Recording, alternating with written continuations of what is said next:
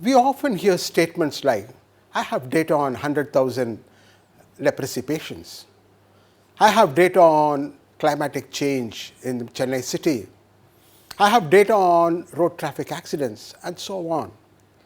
In all these statements, there is a word data.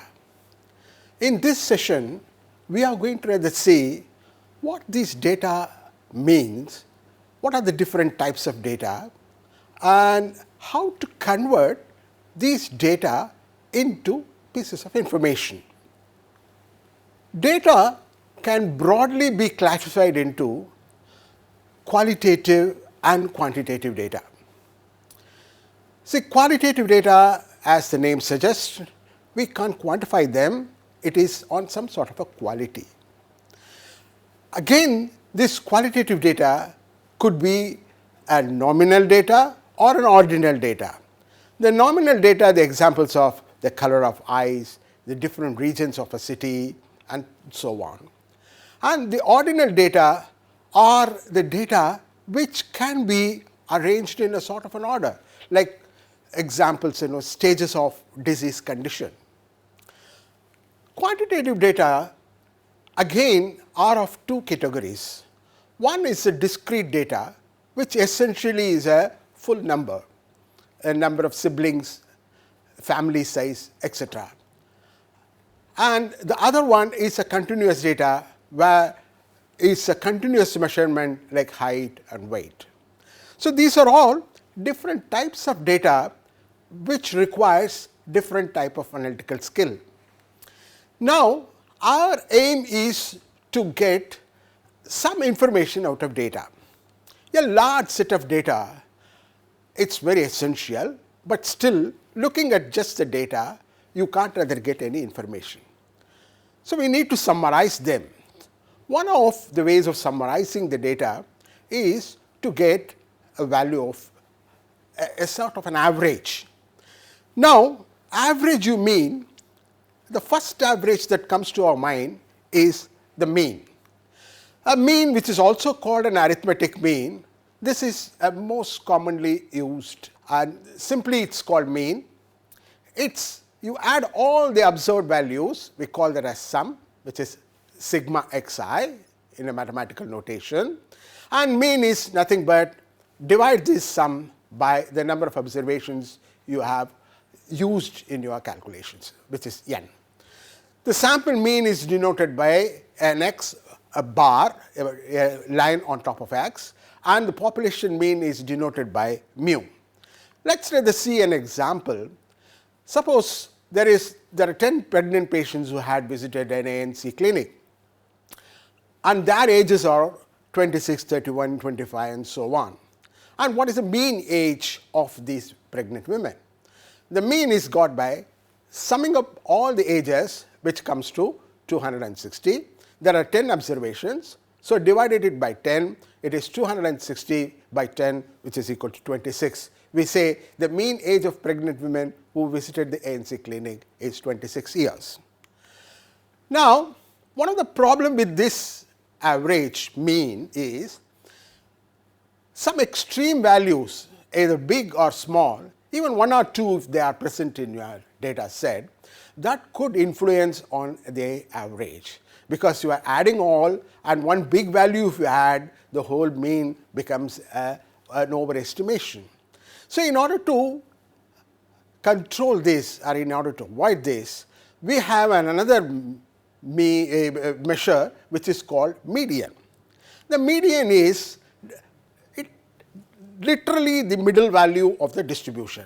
It divides the distribution exactly into two halves. That is 50% of the data will fall on either side. This is a very useful measure, especially when you have extreme values. Let us just see this example. Suppose you have data on the duration of stay in hospitals of 11 patients.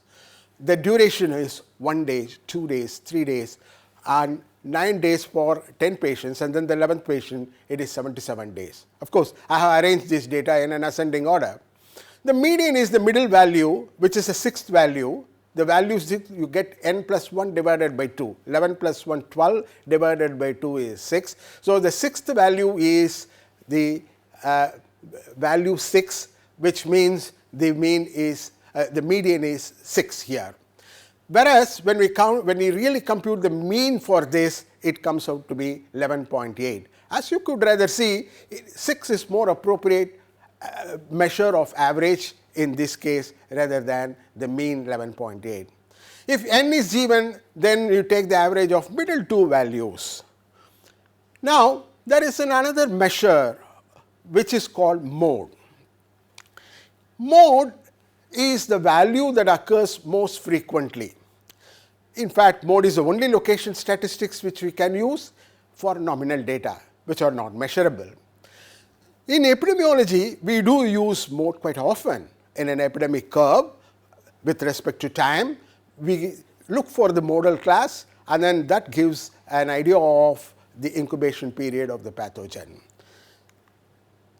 The example for a mode is the color preference and the number of persons. About 354 people, they prefer green, 852 prefer yellow, 310 prefer white, and 474 prefer red. So, the maximum number of people, they prefer yellow, and so the modal class is yellow.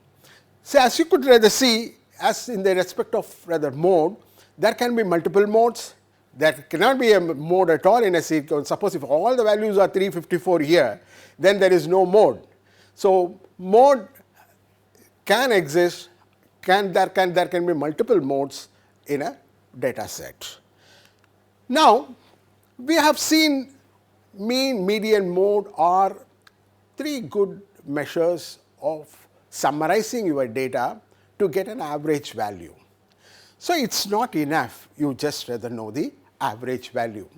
Say for example, you go to a swimming pool and you do not know swimming and you are 5 feet 7 inches, and then if the pool manager says the average depth of the swimming pool is 4.5 feet, you feel very comfortable and you jump, and suppose the place where you jump is 9 feet. Then the thing that you miss to ask is yes, the average is 4.5 feet, but what is the variability? There may be a place where it is as shallow as 3 feet and as depth as 9 or 10 feet. So, you need to rather ask what is the variability. One of the measures that comes to our mind is the range. The range is the difference between the minimum and then the maximum value of the observations. An advantage of this measure is it is very quick and easy indicator of dispersion. But as I had said about the mean, the range also is influenced by extreme values, and also we consider only two values, the first and then the last, and in between we are not using the data at all, and that is a great disadvantage of range. There is another value which is called interquartile range. This to a large extent take care of these extreme values in the sense we divide the data sets into 4 quarters and we try to remove the first quarter and then the last quarter and consider only the middle 50% of the values, and this interquartile range is the Q3 minus Q1, and a great advantage of this is this value does not rather get affected by extreme values. But again the disadvantages is it covers only the middle 50% of the values, and then the same disadvantage that we had for range that uses only 2 values and in between values are not made use of, and that is a great disadvantage of these values. And the another measure of variability is mean deviation from mean. What do you mean by that?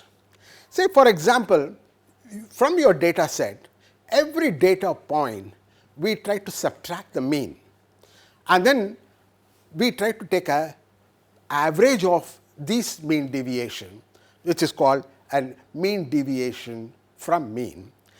One of the problem with this is if you rather do with that, what happens is there are some values which are less than the mean, some values which are more than the mean, and if you do the summation of all these, you get a value 0.